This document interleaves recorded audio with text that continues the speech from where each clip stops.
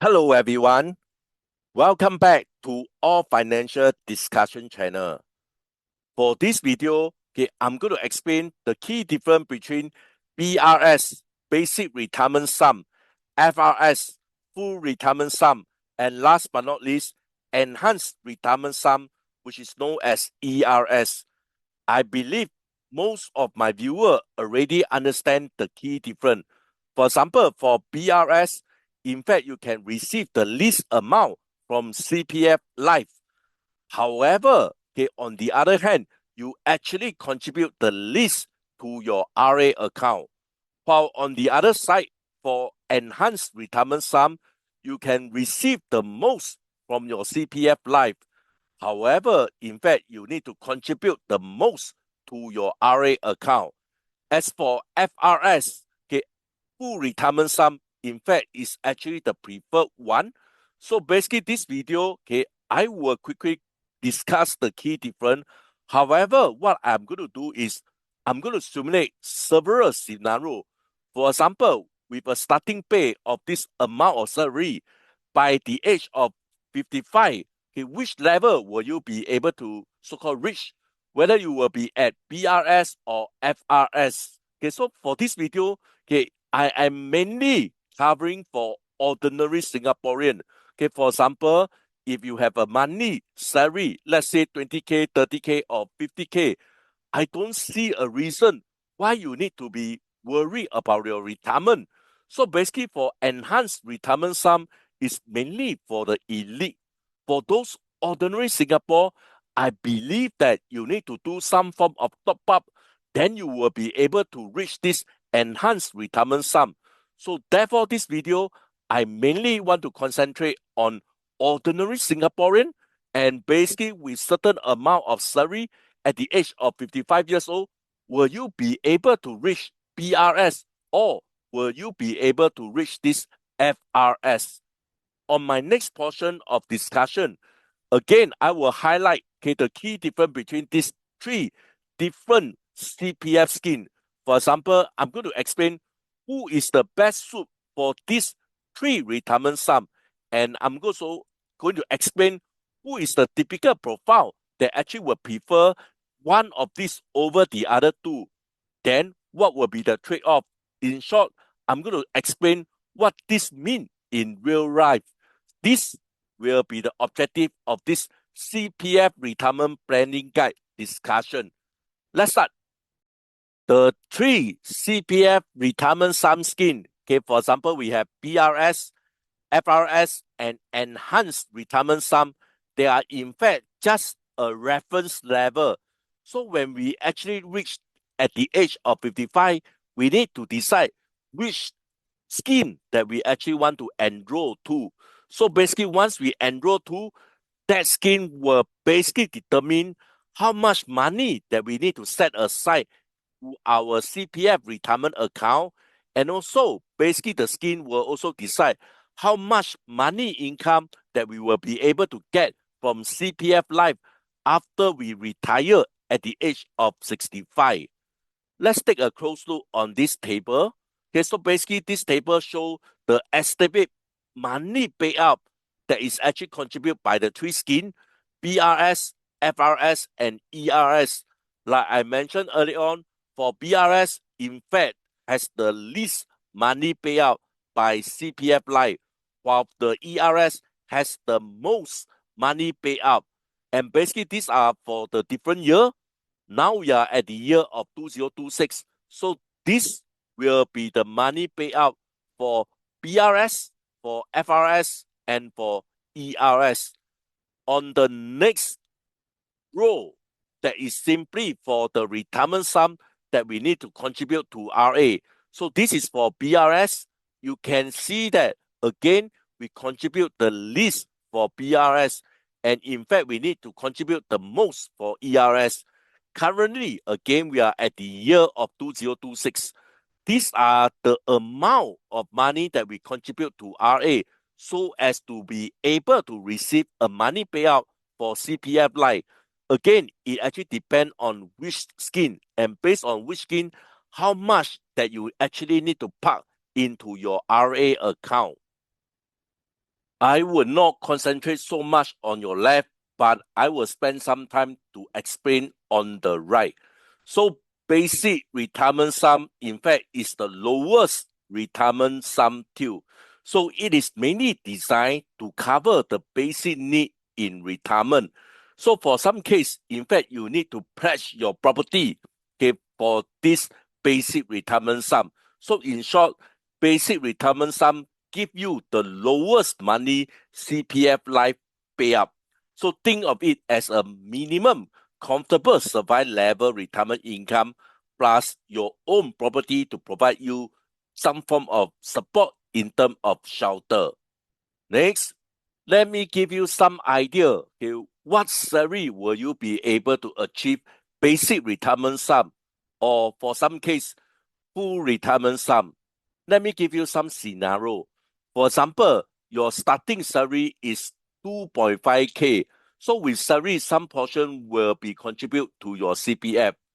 To be very frank, in current world, okay, to have a starting salary of 2.5K, it is quite easily achieved. But for me, okay, I'm actually 50 years old, and maybe for some of my viewers who are actually at 40 years old, 50 years old, etc., when we actually start work, okay, to be very frank, for my case, let's say, okay, I don't even have more than 2K.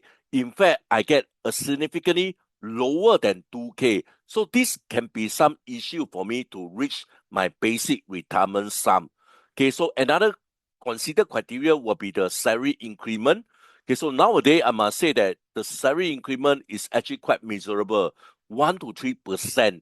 But for my case, okay, in my very, very early days, my salary increment can be like 10%. Okay, so therefore, again, based on different scenario, for this case here, okay, I will assume the salary increment of $100 per year. Okay, so next, I'm going to assume no bonus.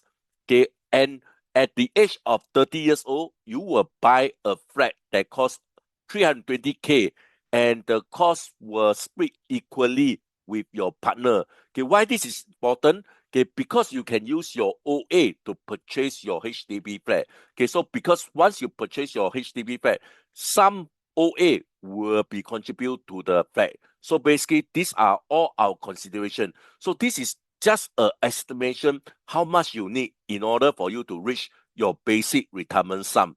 So basically, this is what I mentioned earlier on. Okay, you start to work at the age of 25. Your starting salary is 2.5K. Every year you will have $100 of increment. So next, you buy a HDB flat at 30 years old. Okay, so your HDB flat is around 320K. Okay, so basically this will be your loan installment. So if you do a proper calculation, okay, so basically when you reach at the age of 51, you should be able to stop working. Okay, because you will be able to reach your BRS easily with this amount. Okay, so basically, even when you actually stop work at the age of 51, okay, the compound of the CPF, okay, until when you actually reach 55, the amount will be around 220K. So basically, as I mentioned earlier on, okay, in today's world, okay, so basically you will be able to achieve BRS. You are in fact very close to FRS. So let's say if you continue to work until age 52, then I think you should be able to fulfill your full retirement sum also. Full retirement sum. Again, I will explain very quickly on the left-hand side and concentrate a little bit more on your right-hand side. FRS is in fact the standard or the default retirement that is actually target for most people. So basically, in short, you can see that FRS, in fact, is like 2 times the basic retirement sum. Okay, so this is what CPF automatically will try to set you aside in your RA at the age of 55.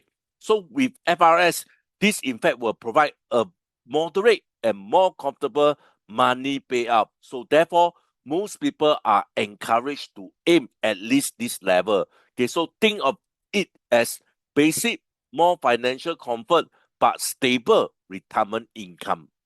Next, let me give you again on the scenario to achieve full retirement sum. Okay, so basically your starting salary of 3.5K at the age of 25 years old. again, based on current world, okay, so this can be quite easily achieved. Okay, so now let me just imagine that this is for current situation. Okay, someone actually at 25 years old now and actually has a starting pay of 3.5K.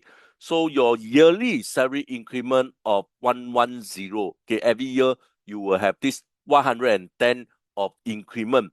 So basically you need to maintain your salary at least 6.25K, okay, from 48 years old onward, okay, which means that from 48 years to 55 years old, you must maintain your salary of 6.25K.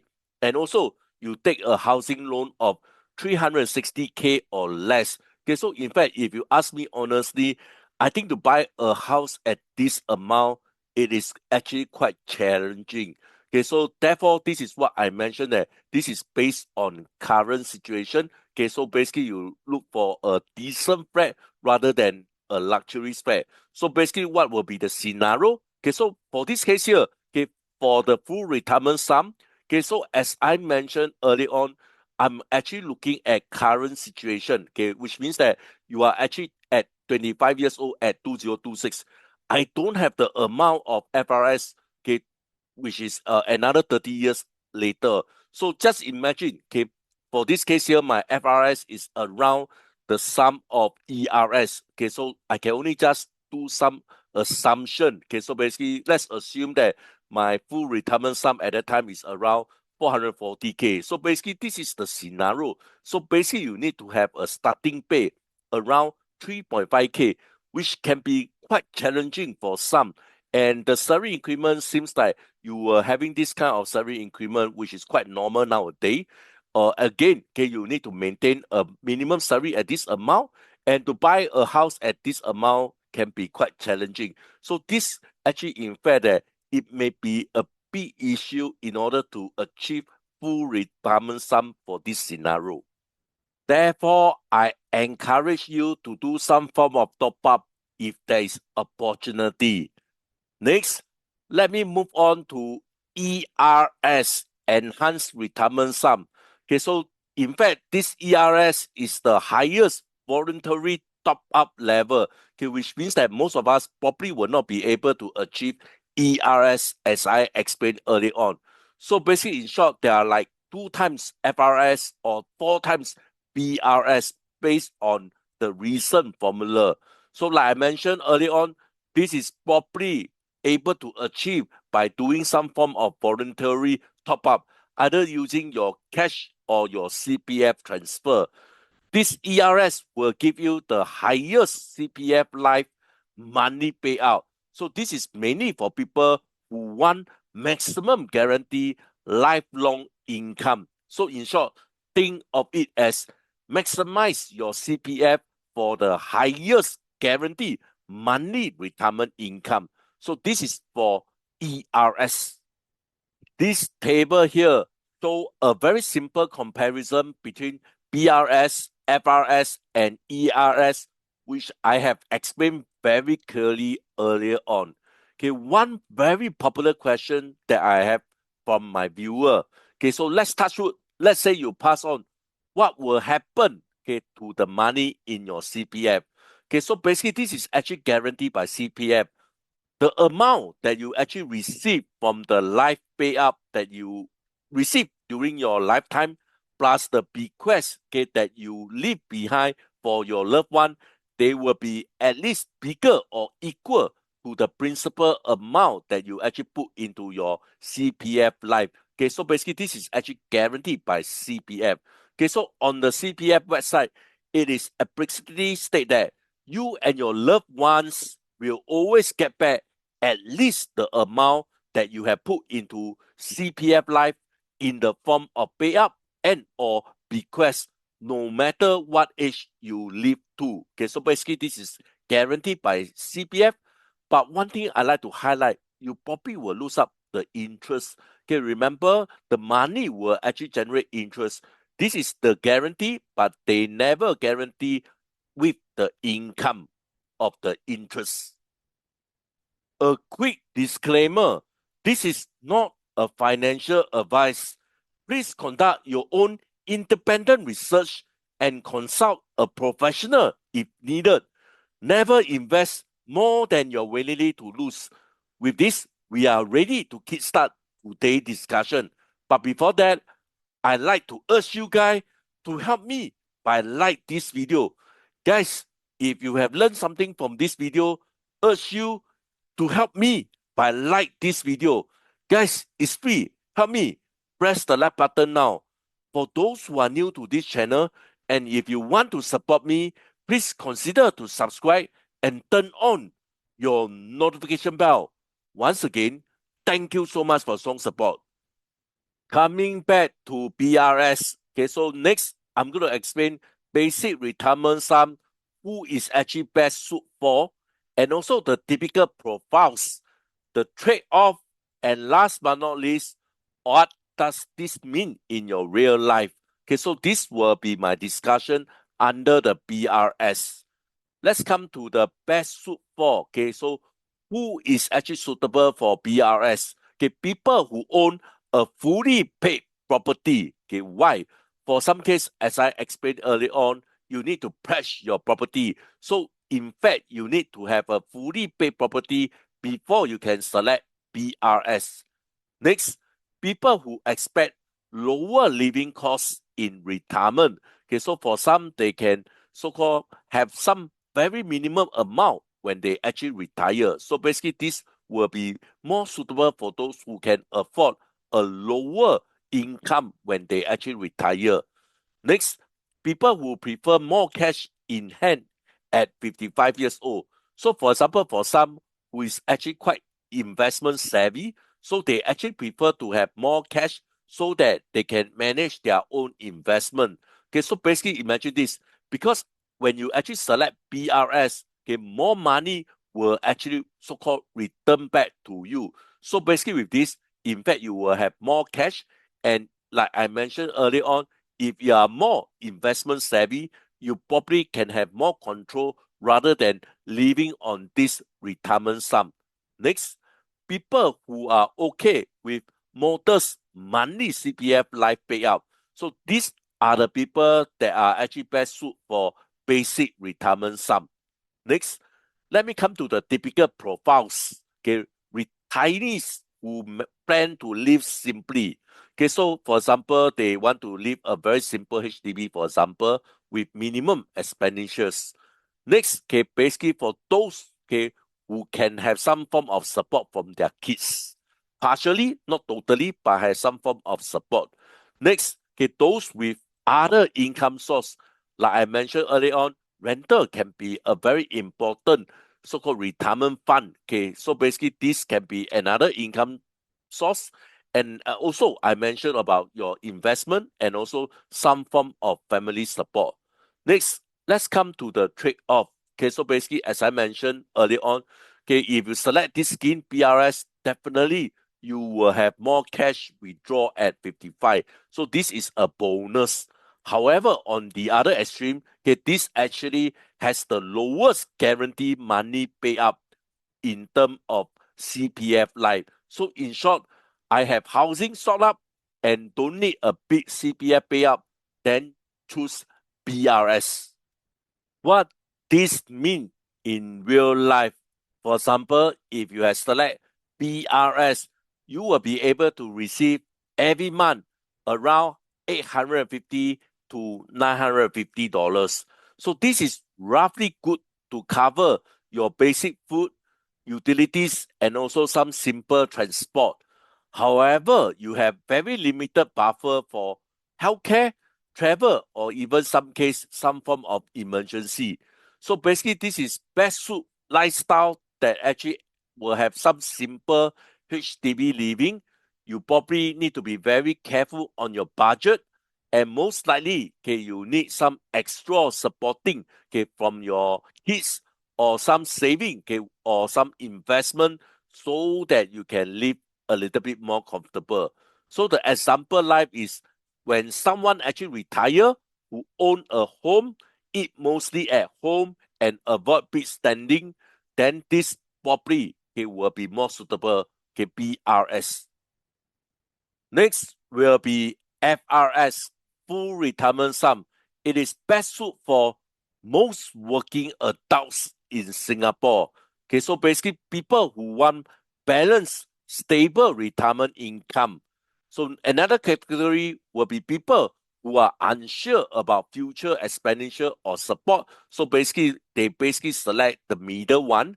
And for those who want security without needing to manage investment actively. So these are the people who is actually best suited for FRS. Next, on the typical profile, okay, so basically, this is where the middle income earners, okay, will select. Okay, in fact, I think majority of Singaporeans will try to select this FRS. People who actually prefer steady, lifelong income over lump sum cash. Homeowners or non-homeowners who want safe default planning. Okay, so basically, this is the typical profile who will select full retirement sum. Coming to the trade-off, okay, so basically, you are going to have a good money CPF life payout, quite affordable. You can have some form of luxuries. Next, you are going to have a lower risk of running out of money. On the downside, okay, probably you will have lesser CPF cash withdrawal at 55 as compared to BRS, as more amount will be contribute to your RA. So in short, okay, basically, I want a safe, standard retirement income without worrying too much. So this is actually, in short, people who actually select for full retirement sum. What FRS means in real life. So if you have chosen this FRS, you will be able to receive between 1.6K to 1.7K in a monthly basis. Okay, so this is roughly good. Okay, so basically you will have a comfortable, okay, modest middle class retirement. Okay, basically you can cover utilities plus food. Okay, you can also afford the public transport, some healthcare costs, and you can have some dining and small travel occasionally. So basically, the lifestyle that they actually support will be stable, independent retirement. You don't really need to depend on someone. No luxuries, but no constraint in the financial stress. So the example life will be a typical Singapore retirement, okay, in a HDB flat with a decent but controlled lifestyle. Okay, so this is mainly good for someone who choose full retirement sum. My last session for discussion will be enhanced retirement sum. For me, frankly, this is for the elite. Okay, so basically this is best suited for people who want maximum guarantee lifelong income. Next, high earners. Okay, so basically, like I mentioned earlier on, these are mainly for the elite or strong saver. Okay, basically, you save a lot of money, you do a lot of top up so that you will be able to achieve ERS, enhanced retirement sum. Next, people who are less concerned about liquidity at 55, okay, which means that you don't need so much cash at 55 years old. Next, those who prefer CPF as a risk-free pension-like system. Okay, so basically, if you select something like ERS, you will be like a pension scheme in the old days. Okay, so basically, these are the people who are best suited for ERS. Coming to the typical profile, okay, so basically, as I mentioned, probably those high earner, they will have a strong CPF balance, then they can afford to choose ERS. Next category will be people with few dependents and low needs for lump sum cash. Okay, so basically, people don't have a lot of dependents. Okay, maybe without kids or without any form of support on the investment, etc., then you probably need to choose ERS. Next will be individual who dislike investment risk and want certainty. Okay, so like I mentioned earlier on, okay, you actually hate to do your own investment. So basically, what you need to do is just save enough top up to reach ERS, then you are good for your retirement. Next, coming to the trade-off. Okay, so basically, this will be the highest money CPF life payout. Okay, so later on, you will see that you can actually live quite comfortable if you have select ERS. Next, strong lifelong income security. Coming to the so-called the disadvantage. okay, it requires you to lock up more money in CPF. In fact, you will have some form of less flexibility in terms of your cash. So in short, okay, I want the highest guarantee retirement paycheck possible. Okay, for these people, you probably can select enhanced retirement sum. What ERS mean in real life? So if you select ERS, like I mentioned earlier on, you probably will be able to receive the highest money payout from CPF Life. You will be able to get around 3.2K or 3.4K. Okay, so basically this is roughly the upper medium retirement lifestyle. Okay, you can support comfortable living expenditure. You can have some form of private healthcare option more easily. You can frequently dine out. You can have some form of travel 1 or 2 times per year. Okay, better buffer for any form of inflation. The lifestyle is support is no need to worry about money in a daily basis. CPF life can become a near pension system replacement. So a very simple example life will be someone who retire, who still want to travel, who still want to eat out very regularly and does not track every dollar closely, then you probably can select ERS, Enhanced Retirement Sum. Coming to my last slide for today's presentation, how to make your decision, whether BRS, FRS, or ERS. Okay, so some simple decision rule. For example, okay, let's say you need more cash at 55, plus you own your property, then you can select BRS. Next, if you want a very balanced safety plus income, okay, so basically I would say that most people will actually target FRS. Next, people that want maximum lifelong guaranteed income, then they will select ERS. Next, let's come to the key rarity check. Okay, so this is very important. Most of the time, for most people, okay, we actually cannot freely choose which one that we actually like, BRS, FRS, or ERS. Basically, because okay, CPF automatically will set you towards FRS by default. Okay, so without any issue, most of the time they will try to tilt you towards FRS. For people who actually land in BRS, they usually can't or choose not to top up. Okay, so basically you can't afford to reach FRS, so therefore you actually reach BRS, or in fact you choose not to do any form of top up, so therefore at the end you actually reach BRS. As for ERS, okay, as I mentioned earlier on, you probably need to do quite a few series of voluntary top up, then you will be able to achieve ERS. Like I mentioned earlier on, this is probably for those ordinary Singaporean. For those high elite, okay, probably this will not be very. But for ordinary Singaporean, probably like I mentioned earlier on, you need to do quite so a series of voluntary upgrade with surplus saving. Then you are able to reach the ERS. With this, I'd like to end my discussion. Please help me to like this video and subscribe to this channel. Once again, thank you so much for your strong support. I hope to see you guys soon. Bye for now. Thank you so much.